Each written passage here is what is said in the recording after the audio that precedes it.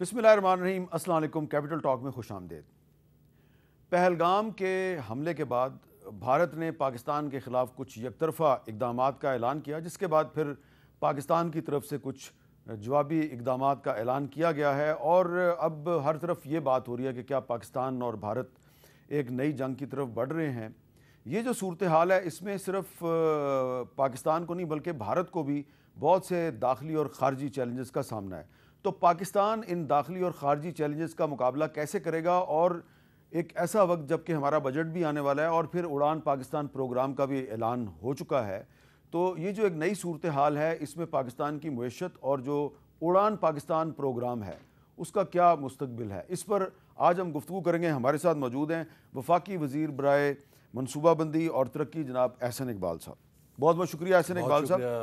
حامد صاحب، سب سے پہلے تو ہم یہ جاننا چاہتے ہیں کہ یہ جو پاکستان اور بھارت کے درمیان جو ایک کشیدہ صورتحال پیدا ہوئی ہے، اور پہلے انڈیا نے ہمارے خلاف یک طرفہ اقدامات کیے، پھر ہم نے بھی نیشنل سیکورٹی کمیٹی کی میٹنگ کے بعد ان کے خلاف کچھ پابندیاں لگا دی ہیں، جس میں تجارت معطل کر دیا ہے، ان کے لیے ایئر سپیس بند کر دیا ہے۔ تو اس کا ہماری معیشت پہ کیا اثر پڑے گا، اور کوئی جنگ کا خطرہ تو نظر نہیں آ رہا آپ کو؟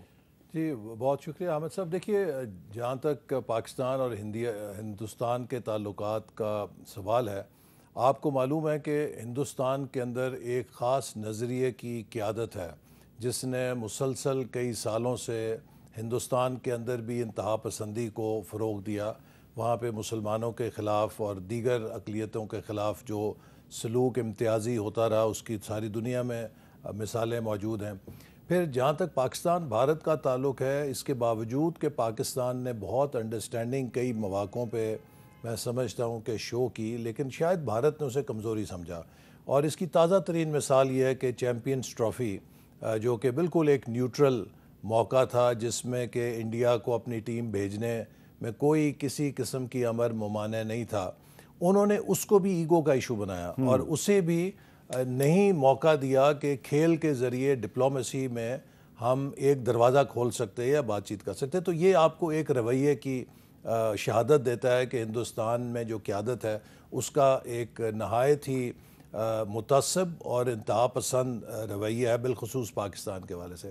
اور مجھے تھوڑی سی حیرت اس بات پر ہے کہ پاکستان ہندوستان کے مقابلے میں بہت چھوٹا ملک ہے۔ میں جب سیاست میں داخل ہوا، میرا پہلا الیکشن 1993 میں تھا، اس کے بعد آپ بھی پاکستان کے ہر الیکشن کو مانیٹر کرتے رہے ہیں۔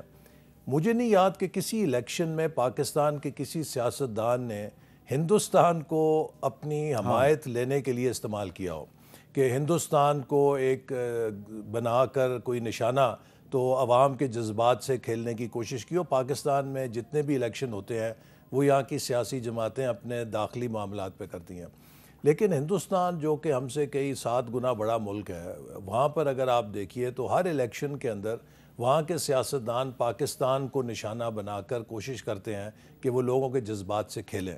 تو یہ ایک بڑا فرق ہمیں دونوں طرف نظر آتا ہے۔ میں اکثر اپنے ہندوستان کے جو لوگ ملتے ہیں ان سے یہ کہتا ہوں کہ اگر آپ کا کاش دل جو ہے وہ آپ کے جغرافیے کا 1/4 بھی ہوتا تو شاید اس پورے خطے کے حالات بہت فرق ہوتے۔ تو آپ کو اپنے دل میں کشادگی پیدا کرنی چاہیے، جس سے کہ آپ کے صرف پاکستان سے مسائل نہیں بلکہ ہر ہمسائے کے ساتھ جتنے بھی ہمسائے ہندوستان کے ان کے مسائل ہیں۔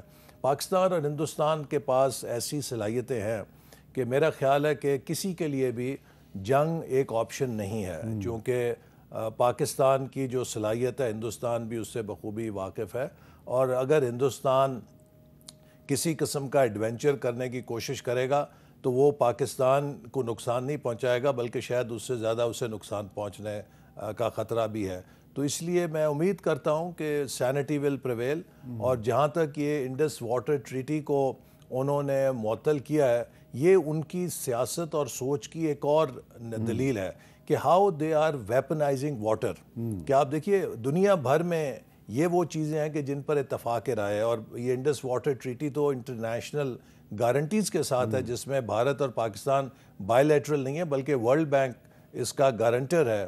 اور اسی وجہ سے آپ دیکھیے ہندوستان پاکستان کی کتنی جنگیں ہوئیں، اس معاہدے پہ کبھی کوئی آنچ اس لیے نہیں آئی کہ اس کو ایک بین الاقوامی گارنٹی حاصل ہے۔ تو اب اگر بھارت اس حد تک جا رہا ہے کہ وہ پانی کو بھی ایک ہتھیار کے طور پہ استعمال کرنا چاہتا ہے، تو میں سمجھتا ہوں کہ یہ اس کی جو عزائم ہیں اسے بین الاقوامی سطح پہ ظاہر کرتی ہیں، اور بالخصوص اس سے شاید وہ یہ چاہتا ہے کہ لوگوں کی توجہ کشمیر کے مسئلہ جو ہے ایک بار پھر جو اٹھ رہا تھا اس سے ہٹائے، اس کو بدنام کرے. تو اس طرح میرا نہیں نزدیک خیال کہ وہ کوئی کامیابی حاصل کر سکے گا. یہ بتائیں کہ یہ جو جواب میں پاکستان نے کچھ اقدامات کیے ہیں اور خاص طور پہ یہ ہے کہ انڈیا کے ساتھ ٹریڈ کو سسپینڈ کر دیا ہے، تو اس کا نقصان انڈیا کو زیادہ ہے یا ہمیں زیادہ ہے؟ دیکھیے میں سمجھتا ہوں کہ اس کا نقصان اس لیے کوئی زیادہ ہمیں نہیں ہے کیونکہ پاکستان اور انڈیا کی ٹریڈ آلریڈی بند تھی، اور اس میں کوئی اتنی ڈپینڈنس نہیں ہے ہماری اکانومی میں کہ ہم انڈیا سے امپورٹس کے ذریعے کوئی چیزیں اپنی چلا رہے ہیں، یا ہمارے صنعت میں یا زراعت میں کوئی بہت زیادہ انڈیا سے امپورٹس کی ڈپینڈنس ہے. تو پچھلی جو ہمارے سٹینڈ آف ہے ریلیشن شپ میں، بالخصوص 5 اگست 2019 سے جب انہوں نے یک طرفہ طور پہ کشمیر کو اینیکس کیا، تو ہمارے درمیان عملاً تو کوئی ٹریڈ نہیں ہو رہی ہے. تو اس لیے یہ کہہ دینا کہ جی ہم ٹریڈ بند کریں گے تو یہ بھی کوئی معنی نہیں رکھتا. انڈس واٹر ٹریٹی بھی دیکھیے یہ کوئی نلکا تو نہیں ہے کہ انہوں نے بھارت نے بند کر دینا پانی بند ہو جائے گا، وہ دریا ہے. اور اگر وہ سمجھتے ہیں کہ کوئی ان کے اوپر سٹرکچر بنائیں گے تو اس قسم کی ٹرین میں سٹرکچر بنانے کے لیے بھی کئی سال چاہیے ہوتے ہیں، 10-15 سال چاہیے. جی 10 سال فنڈنگ بھی چاہیے. جی فنڈنگ بھی چاہیے. تو یہ میں سمجھتا ہوں کہ ایک سیاسی طور پہ انہوں نے اس کو استعمال کیا ہے، لیکن اپنی جو کریڈیبلٹی ہے وہ ضرور کھوئی ہے کہ ایک ایسا معاہدہ جو بین الاقوامی معاہدہ ہے جس کو بین الاقوامی گارنٹرز کر رہے ہیں، انہوں نے اس کو بھی نہیں ہچکچایا ایک ویپن بنانے کے لیے. لیکن یہ جو احسن اقبال صاحب، جو ایک کشیدگی کی صورتحال پیدا ہوئی ہے، ایک ٹینشن پیدا ہو گئی ہے، تو اس کشیدگی کی وجہ سے جو ہندوستان ہے اس کو تو نقصان ہونا ہی ہونا ہے. انویسٹرز جو ہیں وہ کم آئیں گے. ایئر سپیس پاکستان نے بند کر دیا ان کے لیے. ان کے جہاز جو ہیں وہ لمبا چکر کاٹ کے جائیں گے دلی سے بھی اور بمبئی سے بھی. تو پاکستان کے لیے بھی جو انویسٹمنٹ ہے اس کے لیے مشکلات نہیں پیدا ہوں گی؟ دیکھیے یقیناً یہ جب بھی کسی علاقے میں تھوڑا ہیٹ ہوتی ہے تو کانفلکٹ کے بادل آتے ہیں تو مشکلات ہوتی ہیں. لیکن اگر آپ پاکستان کی اور ہندوستان کی معیشت کا جائزہ لیں تو ہندوستان کی معیشت اس وقت بین الاقوامی معیشت سے بہت زیادہ انٹیگریٹڈ ہے. اس کے بالمقابل ہم ابھی اتنے بین الاقوامی معیشت میں انٹیگریٹڈ نہیں ہیں. ہمارے اگلے 2 سے 3 سال کا جو مرحلہ ہے وہ بہت زیادہ انٹرنل ریفارمز کا ہے کہ ہم نے اپنے معیشت کو اندر سے درست کرنا ہے. اور ابھی ہم دیکھیے پاکستان میں جو فورن ڈائریکٹ انویسٹمنٹ ہے سالانہ بنیادوں پہ $1.5 ارب کی ہے. ویٹنام ہم سے آدھا ملک ہے، وہاں پہ تقریباً 35-38 ارب ڈالر کی جاتی ہے. اب وہ معیشتیں جو ہم سے آگے ہیں وہ بہت زیادہ انٹیگریٹڈ ہیں گلوبل سپلائی چین سے، اور یقیناً نقصان تو آج کسی بھی معیشت پہ پڑتا ہے حالات کا. لیکن ہندوستان کے مقابلے میں اگر کوئی بین الاقوامی کشیدگی ہوتی ہے یا علاقے میں ٹینشن ہوتی ہے تو پاکستان اس سے تھوڑا سا اس لیے محفوظ ہے کہ ہم اتنے انٹیگریٹڈ نہیں ہیں. یہ ہماری ڈس ایڈوانٹیج ہے، لیکن شاید اس کرائسس میں وہ ایک بلیسنگ ہے. لیکن ویسے بھی اگلے 2 سے 3 سال ہمیں اپنی زراعت پہ کام کرنا ہے، ہمیں اپنی انٹرنل پروڈکشن پہ کام کرنا ہے، اور یہی ہمارا اڑان پاکستان کا ایجنڈا ہے کہ ہم اپنی کمپیٹیٹیونیس کو بہتر کریں، اپنے ہیومن ریسورس کو بہتر کریں. چونکہ ابھی we are not quite there کہ جہاں سے ہم ایک پورا لانگ ٹیک آف لے سکیں. اچھا، اڑان پاکستان جو ہے اس میں آپ نے ایک ٹارگٹ بنایا ہوا ہے کہ آپ نے $1 ٹریلین کی اکانومی بنانی ہے. $1 ٹریلین. تو یہ جو سچویشن ہے اس میں پھر یہ آپ اپنا یہ ٹارگٹ کیسے اچیو کریں گے $1 ٹریلین؟ دیکھیے حامد صاحب، پہلی بات تو یہ ہے کہ ہمیں اپنے سامنے بہت کلیئرٹی کے ساتھ ایک سینس آف ہسٹری رکھنا چاہیے. آج سے 22 سال کے بعد پاکستان اور ہندوستان 1947 میں آزادی کے 100 سال کا جشن منا رہے ہوں گے. اس وقت ہندوستان بھی تاریخ کے کٹہرے میں کھڑا ہوگا اور ہم بھی تاریخ کے کٹہرے میں کھڑے ہوں گے کہ ہم نے یہ ملک حاصل کیا اور 100 سالوں میں کیا حاصل کیا. ہماری جو تاریخ کے 77 سال ہیں اس میں تقریباً 50 سال ہم ساؤتھ ایشیا میں سب سے آگے رہے، لیڈنگ اکانومی تھی. گزشتہ 25 سالوں میں ہم لیگ کر گئے اور کافی پیچھے رہ گئے. اور میں آپ کو مثالیں دینا چاہوں گا کہ ہم دو طرح سے، میں اکثر کہتا ہوں کہ پاکستان کی ترقی کو دیکھنا ہے تو اس کے دو طریقے ہیں. پہلا پاکستان کا مقابلہ پاکستان سے، کہ پاکستان 1947 میں کہاں تھا اور 2025 میں کہاں ہے. تو اگر ہم اپنا مقابلہ خود سے کریں تو مہاجروں کا بوجھ، کوئی ہمیں حصہ نہیں ملا پارٹیشن میں، لوگ کہتے تھے 2-4 سال سے زیادہ ملک نہیں چلے گا، تو وہاں سے ہم بہت آگے آئے ہیں، ہر شعبے کے اندر بے حد ترقی کی ہے اور بہت سی کامیابیاں ہم سیلیبریٹ کر سکتے ہیں. لیکن اگر ہم اپنا مقابلہ پھر دنیا سے کریں تو ہم بہت پیچھے رہ گئے ہیں. اب میں اس کی 2-3 مثالیں دیتا ہوں. 1960 میں پاکستان کی ایکسپورٹس جو ہیں $200 ملین کے قریب ساؤتھ کوریا، ملیشیا اور تھائی لینڈ، ان تینوں کے برابر تھیں. آج ساؤتھ کوریا $600 ارب سے اوپر ہے، ملیشیا جو ہے $300 ارب سے اوپر ہے، تھائی لینڈ $200 ارب سے اوپر ہے، اور ہم صرف $32 ارب. لیکن 1960 میں بنگلہ دیش پاکستان کا حصہ تھا جی، اور ایکسپورٹ میں پٹسن جو ہے وہ بھی شامل. ٹھیک ہے. اسی طرح 1990 میں آ جائیں. 1990 میں ہماری ایکسپورٹ جو ہے تقریباً $7 ارب کے قریب تھی، ویتنام کی شاید $5 ارب تھی، اور بنگلہ دیش کی $2 ارب کے قریب تھی. آج ویتنام کی ایکسپورٹ $300 ارب ہے، بنگلہ دیش کی $50 ارب سے اوپر ہے، اور ہم صرف $32 ارب پہ ہیں. تو ہم جب دنیا کے مقابلے میں دیکھتے ہیں تو اچھا، اس طرح چین ہے. 1980 میں ہماری فی کا آمدنی $300 تھی، چین کی $200 تھی. یہ 1980 کل کی بات ہے. اب یہ کیا بات ہے کہ یہ سب ملک ہم سے کیوں آگے نکل گئے؟ یعنی کہ دیکھیے نا، ہم اکثر یہ بات لوگ کرتے ہیں بیٹھکوں میں، ڈرائنگ روموں میں، کہ پاکستان کیوں پیچھے رہ گیا، یہ باقی کیوں آگے نکل گئے. تو میں یہ کہتا ہوں کہ کسی بیماری کا اگر آپ تشخیص ٹھیک نہیں کریں گے تو اس کا علاج بھی ٹھیک نہیں کر سکتے. تو اگر آپ ان سب ملکوں کو، جاپان سے لے کے کوریا، ملیشیا، چین، ویتنام، انڈیا، بنگلہ دیش دیکھیں تو ان سب میں آپ کو 4 بنیادی ستون نظر آتے ہیں کہ جنہوں نے ڈیولپمنٹ کے ایکو سسٹم کو بنایا. پہلے نمبر پہ پیس اور ہارمنی، دوسرے نمبر پہ پولیٹیکل سٹیبلٹی، تیسرے نمبر پہ ایک 10 سال کا پولیٹیکل ٹینیور جس نے پالیسیز کو 10 سال کا ٹینیور یا کنسسٹنسی دی، 10 سال تک تسلسل دیا پالیسیز کو، اور چوتھے ان کی کمٹمنٹ ٹو ریفارم. اچھا، یہ 4 چیزیں ہر ملک کے اندر ہیں. ہمارے ہاں بدقسمتی سے ہمارے جب 10-10 سال کے پیریڈز آئے تو ان میں ہم جنگ میں مصروف تھے، کبھی سوویت یونین کے خلاف، کبھی دہشت گردی کے خلاف. ہم نے وہ 10 سال کے سٹریچز کو اکانومی کی طرف نہیں کیا، جنگ کسی اور کی لڑنے میں جھونکا. اس سے ہٹ کے آپ دیکھیے تو پھر آپ کو یہ نظر آتا ہے کہ 2-2 3-3 سالوں کے ایک انسٹیبلٹی کے ٹینیورز ہیں. پاکستان میں 1990-91 میں جب نواز شریف صاحب نے اکنامک ریفارمز متعارف کیں، جن کو سرتاج عزیز مرحوم نے بتایا کہ انہوں نے منموہن سنگھ نے ان سے لیں اور انڈیا میں رائج کیا، اور 10 سال وہ چلیں اور انڈیا 2000 میں آگے نکل گیا. میرا یقین ہے کہ اگر 90-91 میں نواز شریف صاحب کو 10 سال مل جاتے، آج وہ مہاتیر سے بڑے لیڈر اور پاکستان ملیشیا سے آگے ہوتا. لیکن ہم نے 2 سال بعد وہ حکومت توڑی، اس کے بعد پورا 90s کا ڈیکیڈ ایک میوزیکل چیئر میں ضائع کر دیا. اسی طرح 2013-18 میں بھی پاکستان اگین ٹک آف، اور 2017 میں پرائس واٹر ہاؤس کوپرز نے کہا کہ اگر یہ اسی طرح ملک چلا تو 2030 تک یہ ٹاپ 20 اکانومیز میں آ جائے گا. ہمارا ویژن 25 یہ کہتا تھا کہ 2025 میں ہم ٹاپ 25 اکانومیز میں ہوں گے، اور اس کی وہ تصدیق کر رہے تھے. تو آج اگر 18 سے 23 ہمیں نہ نکالا جاتا اور وہ تسلسل 10 سال کا مل جاتا تو آج ہم ٹاپ 25 اکانومیز میں ہوتے نا. ہم نے اپنے ہاتھوں سے وہ ساری چیز خراب کی.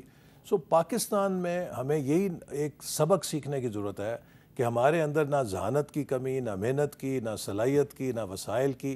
ہم نے اس ملک میں اسٹیبلٹی نہیں چلنے دی، ہم نے پالیسیز کو 10-10 سال کا تسلسل نہیں دیا، ہم نے اصلاحات کے ایجنڈے پر ہم کاربند نہیں رہے، اور ہم نے جنگ و جدل کے اندر خود کو جھونکا اور امن نہیں دیا جو کہ ایک ترقی کے لیے ضروری ہوتا ہے. اب ان 4 ستونوں کے اوپر ہمیں ضروری ہے کہ اس اڑان پاکستان یا پاکستان کے مستقبل کے پروگرام کو بنائیں، تاکہ ہماری اگلی نسل جب 2047 میں کھڑی ہو تو وہ فخر سے کہہ سکے کہ ہم نے کچھ حاصل کیا. تو اسی حوالے سے ہم نے 2035 میں $1 ٹریلین اکانومی کا ٹارگٹ رکھا ہے. تھوڑا ایمبیشس ہے، لیکن آپ مجھے بتائیے کیا ہم اپنے لیے ایمبیشس ٹارگٹ نہیں بناتے؟ جو سائیکل والا ہے وہ کہتا ہے جی میں کار خریدوں گا، جو 2 مرلے 5 مرلے کے گھر میں ہوتا ہے وہ کہتا ہے جی میں نے 1 کنال کا گھر بنانا ہے، 1 کنال والا کہتا ہے میں نے فارم ہاؤس بنانا ہے.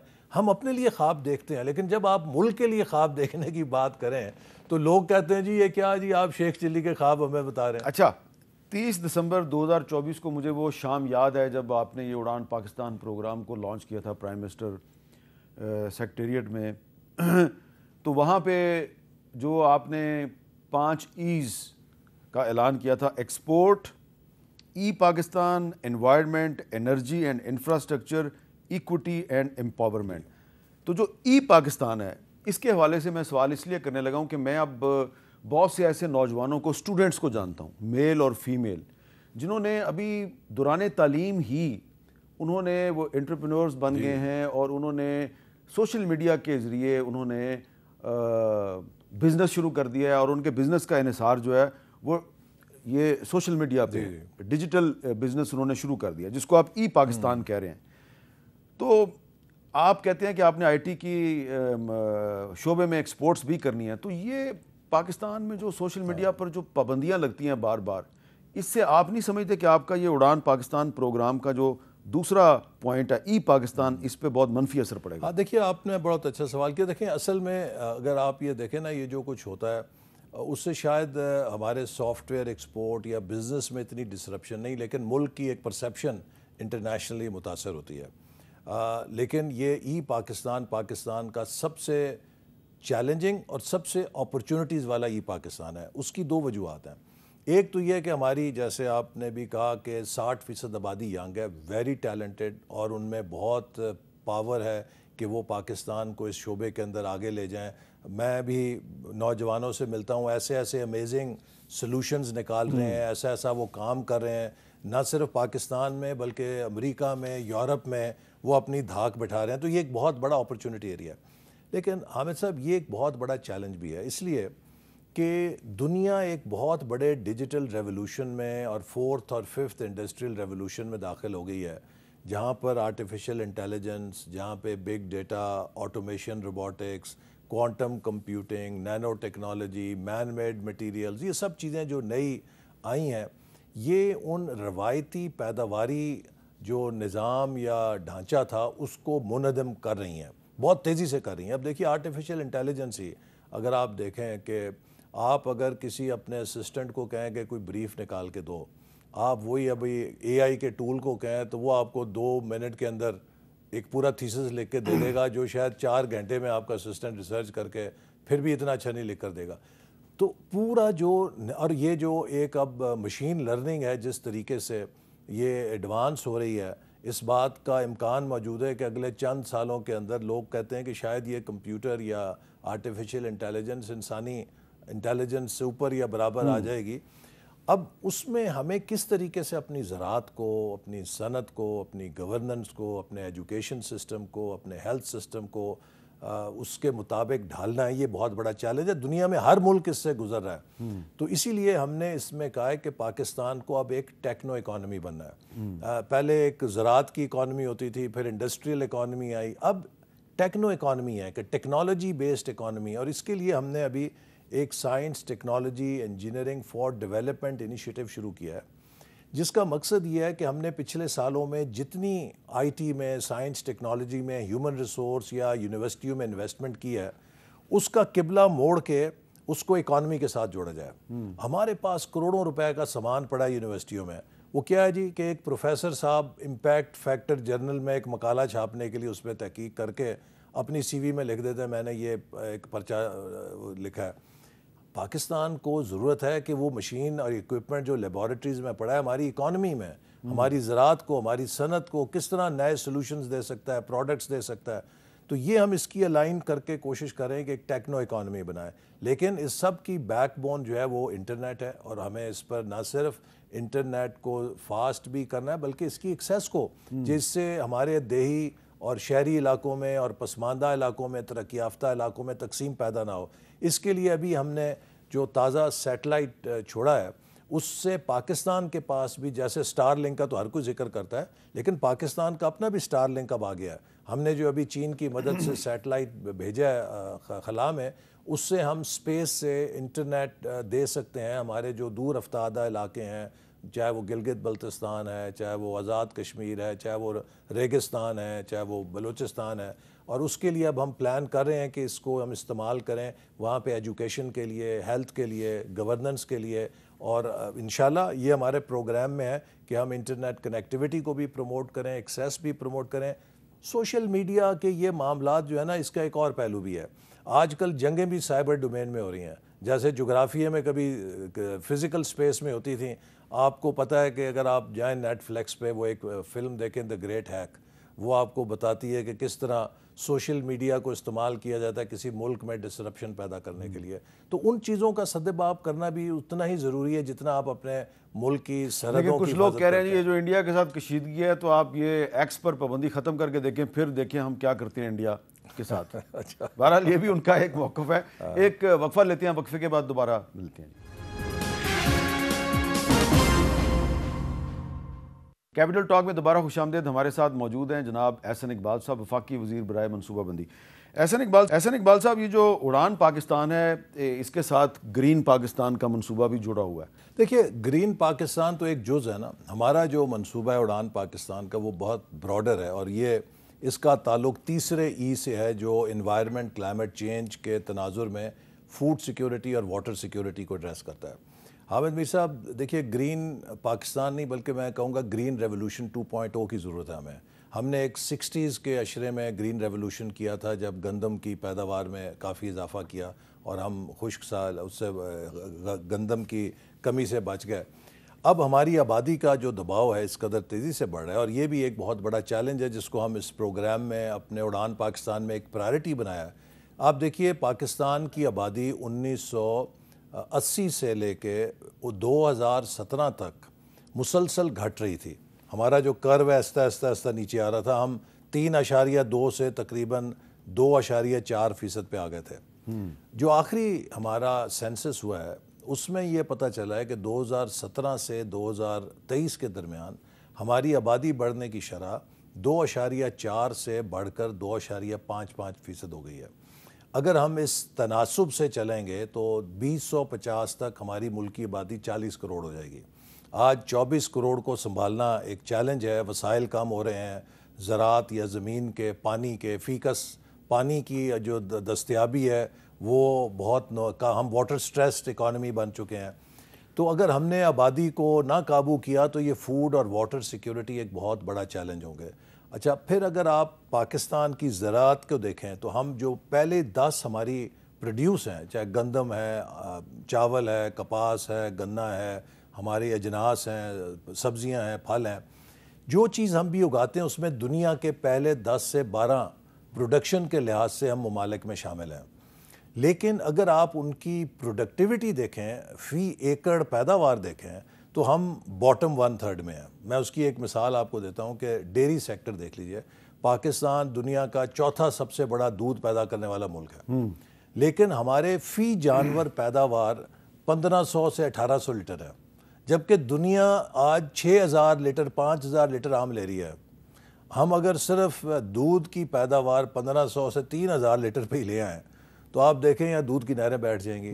اچھا، پھر ہم نے یہ اتنا دودھ ہے وہ ہم نے اس کو پروسیس نہیں کرتے، وہ گوالے کے ڈومین میں ہے، ان ہائیجینک ہے. ہم نے ویلیو ایڈیشن نہیں کی کہ آپ مارکیٹ میں جائیں آپ کو کوئی ڈیری پروڈکٹ ہمارے ملک کی نہیں نظر آئے گی، وہ کوئی اسکینڈینیویا سے، کوئی نیوزی لینڈ سے.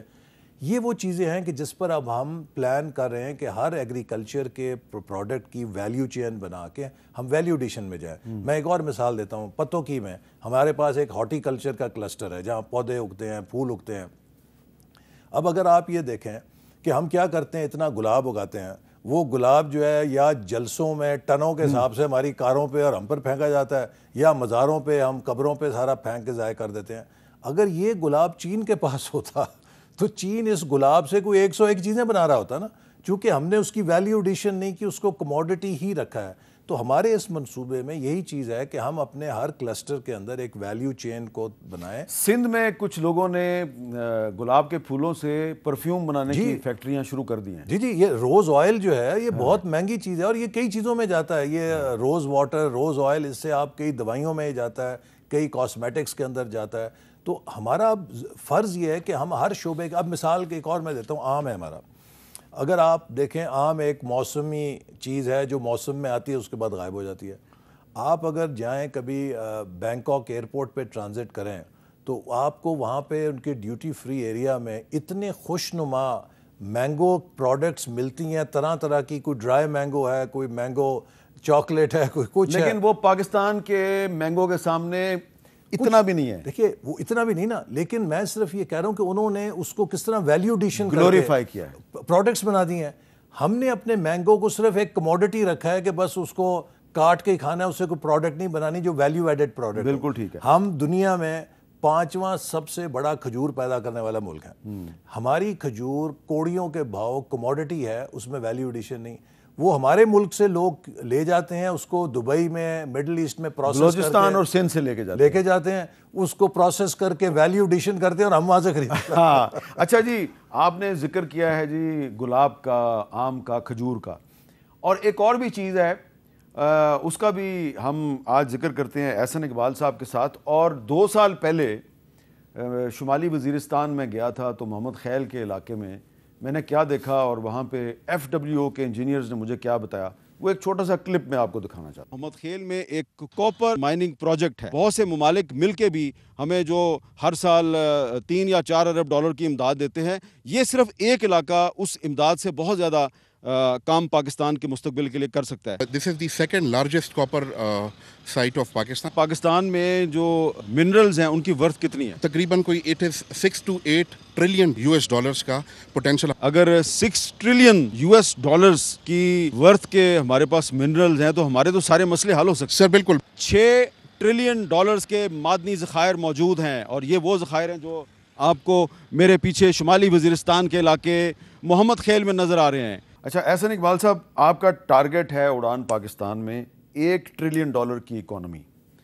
ایف ڈبلیو او کے انجینئر نے ہمیں بتایا کہ 6 سے 8 ٹریلین ڈالر کے تو صرف منرلز ہیں پاکستان میں.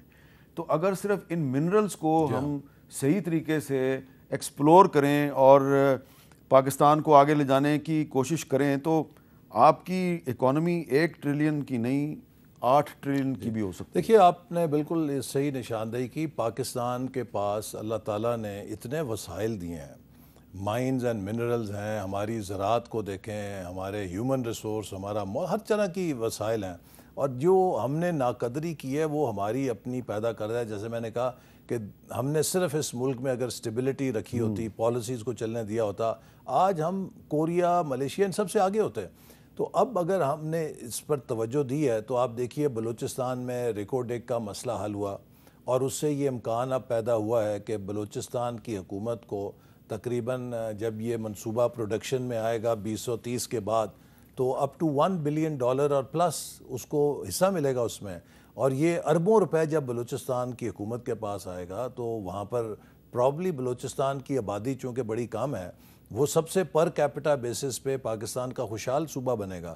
اب اس کو سیبوٹاج کرنے کے لیے وہاں پہ مختلف جو گروہ ہیں وہ سرگرم ہو گئے ہیں، دہشت گردی وغیرہ. یہ کسی وجہ سے ہو رہی ہے کہ جب انہوں نے دیکھا ہے کہ یہاں پر اب کام شروع ہو گیا. میں آپ کو ایک مثال دیتا ہوں کہ 2013 سے 18 میں ہم نے جب سی پیک شروع کیا تو گوادر اور کوئٹہ کے درمیان کوئی رابطہ نہیں تھا، زمینی سڑک نہیں تھی. یہ کوئی 650 کلومیٹر سڑک ہم نے 3.5 سالوں میں مکمل کی. ایف ڈبلیو او نے بنائی. 43 جوان شہید ہوئے سڑک کو بناتے ہوئے.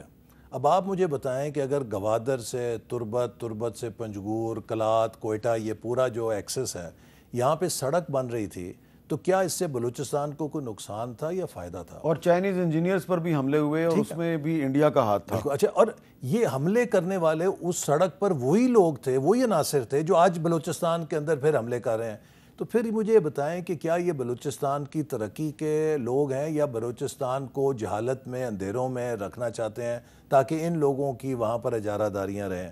تو ہمیں اس بات سے باخبر رہنا چاہیے کہ پاکستان کے اوپر جو آن سلاٹ ہے اس کی ایک وجہ یہ بھی ہے کہ ہمارے دشمن ہماری صلاحیت، ہمارے وسائل اور ہماری ترقی سے خائف ہیں. پاکستان نے ایک بڑے کم مدت میں ٹرن اراؤنڈ کا مقابلہ کرنے کے لیے یہ بھی ضروری ہے کہ جہاں سے معدنیات اور وسائل نکل رہے ہیں وہاں کے لوگوں پر بھی زیادہ سے زیادہ خرچ کیا جائے. جی بالکل بالکل. اچھا، اب آپ بار بار ذکر کر رہے ہیں جی پولیٹیکل سٹیبلٹی کا، سیاسی استحکام کا. اس پہ مزید بات کرتے ہیں ایک وقفے کے بعد.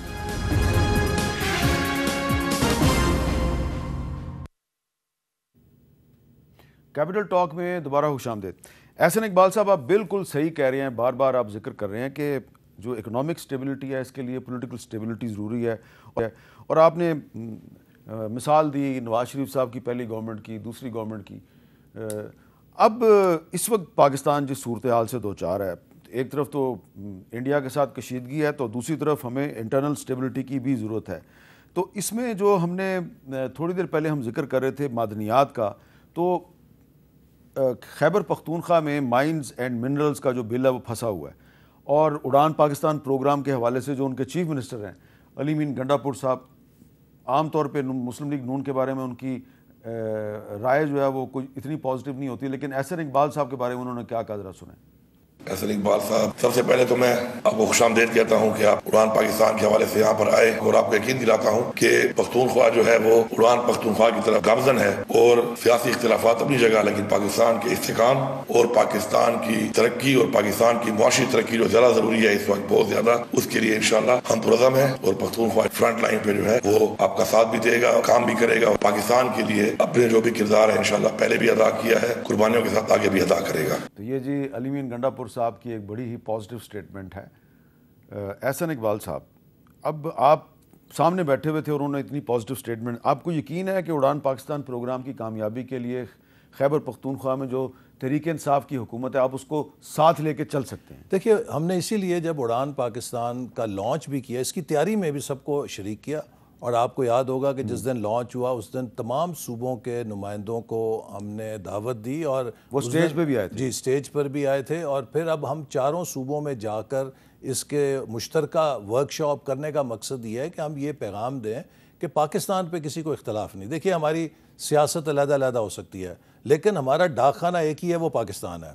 اور ہمیں پاکستان کے لیے, میں اکثر یہ مثال دیتا ہوں کہ اگر گھر میں 4 بہن بھائی ہیں تو چاروں بہن بھائیوں کی پسند علیحدہ علیحدہ ہوتی ہے, کسی کو کوئی رنگ پسند ہے, کسی کو کوئی ڈش پسند ہے, لیکن کیا وہ اختلاف انہیں اپنے گھر کا دشمن بناتا ہے؟ وہ گھر میں رہتے ہیں اپنے اختلاف کے ساتھ, اپنی اپنی پسند کے ساتھ, لیکن ایک خاندان بن کے رہتے ہیں. تو اسی طرح ہمیں پاکستان کی ترقی کے لیے بھی جو بھی ہمارے نظریات ہیں ان میں علیحدہ اختلاف ہو سکتا ہے, لیکن جو ایک ہماری بڑی شناخت ہے وہ یہ ملک ہے, اور اس ملک کے لیے ہم سب کو مل کے کام کرنا. اور مجھے پورا انشاءاللہ امید ہے کہ ہم خیبر پختونخوا حکومت کے ساتھ مل کر, اور میں آپ کو مثال دوں گا کہ جب پرویز خٹک صاحب وزیر اعلیٰ تھے, حالانکہ وہ کنٹینر پہ کھڑے ہوتے تھے روزانہ, لیکن جب ہمارے پاس آتے تھے ہم انہیں رسپیکٹ دیتے تھے. اور جب سی پیک ہم چلا رہے تھے تو دسمبر 2016 کی بات ہے, میرے ساتھ تمام وزیر اعلیٰ گئے چین, ہم نے جا کے ایک آواز کے ساتھ چین کی قیادت کو بتایا کہ سی پیک پہ پورا ملک اور ہم سب, چاہے ہمارے کوئی بھی پارٹی ہو,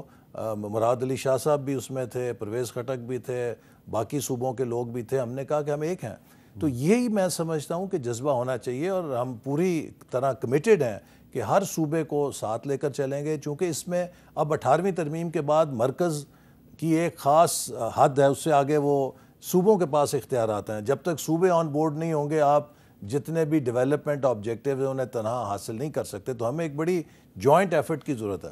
تو آپ کو امید ہے کہ ابھی این ایف سی ایوارڈ کا بھی مسئلہ ہے, اور 2009 میں آخری این ایف سی ایوارڈ آیا تھا, تو اب ہم نے سنا ہے کہ این ایف سی ایوارڈ کے تشکیل کے لیے بھی کچھ ڈیولپمنٹس ہو رہی ہیں, تو اگر ایک نیا این ایف سی ایوارڈ بن جائے تو مرکز اور صوبے جو ہیں وہ مزید مل جل کے آگے بڑھ سکتے ہیں. بالکل صحیح ہے. اور دیکھیے, ہمارے جو این ایف سی ایوارڈ ہے نا, اس میں بہت ترمیم کی ضرورت ہے, اور اس میں کچھ ڈسٹارشنز ہیں. مثال کے طور پہ پہلی ڈسٹارشن تو یہی ہے کہ وہ جو ایکس فاٹا کے علاقے تھے وہ خیبر پختونخوا میں اب شامل ہو گئے ہیں. تو خیبر پختونخوا کی بات درست ہے کہ ہماری آبادی بڑھ گئی ہے, آپ نے ہمارا حصہ تو پرانے خیبر پختونخوا مائنس فاٹا پہ رکھا ہوا ہے. اسی طرح جو آزاد کشمیر اور جی بی کے لوگ ہیں, اگرچہ ان کا جو بھی آئینی حیثیت ہے وہ پاکستان کے ساتھ ہے نا, وہ بھی شہری بنیادوں پہ اسی اصول کے حقدار ہیں, اسی فارمولے کے حقدار ہیں جس سے ہم باقی صوبوں کو تولتے ہیں, آزادی کے بھی اسی آزادی کے حقدار ہیں. تو ان کو بھی وہی حقوق ملنے چاہیے جو باقی صوبوں کو ہیں, تو لہٰذا وہ بھی ضروری ہے کہ ہم این ایف سی کے اندر ایڈجسٹ کریں. دوسری جو بڑی اہم بات ہے, ہم نے اپنے این ایف سی ایوارڈ میں تقریباً 80% جو ویٹیج ہے وہ آبادی کو دی ہوئی ہے, کہ جس کی جتنی آبادی ہے اتنا اس کو شیئر ملے گا. تو لہٰذا ایک بلٹ ان انسینٹیو ہے کہ ہر صوبہ اپنی آبادی زیادہ سے زیادہ شو کرے تاکہ وہ زیادہ وسائل لے سکے. اسی طرح جو باقی 20% ہے اس میں پاورٹی کے انڈیکس ہے کہ آپ اگر غریب ہیں تو آپ کو تھوڑا زیادہ حصہ ملے گا, لہٰذا آپ کے لیے کوئی انسینٹیو نہیں ہے کہ آپ خود کو غربت سے نکالیں. اگر آپ نکالیں گے تو تو اس لیے کئی ملکوں نے اپنے وسائل کے تقسیم کے فارمولے کو پروگریسو بنایا. مثال کے طور پہ ڈیموگرافک ایفیشنسی کتنی ہے آپ نے پاپولیشن پہ اگر قابو پایا ہے تو اس کا آپ کو کریڈٹ ملنا چاہیے, نقصان نہیں ہونا چاہیے. آپ نے کتنی فارسٹیشن کی ہے, آپ کے جنگلات کتنے پھیلے ہیں, آپ جو گرین ہمارے چیلنج ہے سسٹینیبلٹی کا, اس میں جو انوائرمنٹ کی باتیں ہیں, یہ پولوشن کنٹرول ہے, ہمیں ایک نئے پروگریسو فارمولے کی ضرورت ہے کہ جس میں صوبوں کے درمیان ایک صحت مند مقابلہ ہو ترقی کے انڈیکس پہ آگے جانے کا, اور انہیں ترقی کرنے سے نقصان نہ ہو بلکہ فائدہ ہو. بہت بہت شکریہ احسن اقبال صاحب کہ اڑان پاکستان کا جو بڑا ٹارگٹ ہے وہ یہ ہے کہ پاکستان کی اکانومی کو $1 ٹریلین کی اکانومی بنایا جائے. اس کے لیے بہت سی ہم نے گفتگو کی ہے, لیکن جو میرا خیال ہے کہ سب سے آسان فارمولہ ہے وہ یہ ہے کہ جو کانسٹیٹیوشن آف پاکستان ہے 1973 کا آئین, اس کے ہر آرٹیکل پر اگر تمام ادارے جو ہیں وہ صحیح طریقے سے عمل درآمد کریں تو پاکستان جو ہے وہ $20 ٹریلین کی اکانومی بن سکتی ہے. آپ کو یہ جان کے خوشی ہوگی کہ 1973 کے بعد پہلی دفعہ ہم نے کمیٹی بنائی ہے کہ جو پرنسپلز آف کانسٹیٹیوشن ہیں انہیں اصلیت میں ڈھالنے کے لیے, حقیقت میں ڈھالنے کے لیے ہم KPIs بنائیں, اور اس کے اوپر ہم تمام وزارتوں کو اور صوبائی حکومتوں کو ان کا محاسبہ کر سکیں کہ آپ نے ان پر کیا عمل درآمد. تو آپ میرے سے اتفاق کرتے ہیں؟ بالکل اتفاق کرتے ہیں. یہی آئین پاکستان کی ترقی کی ضمانت ہے. بالکل ٹھیک ہے جی, پاکستان کے تمام مسائل کا حل اس آئین میں ہے. اللہ حافظ.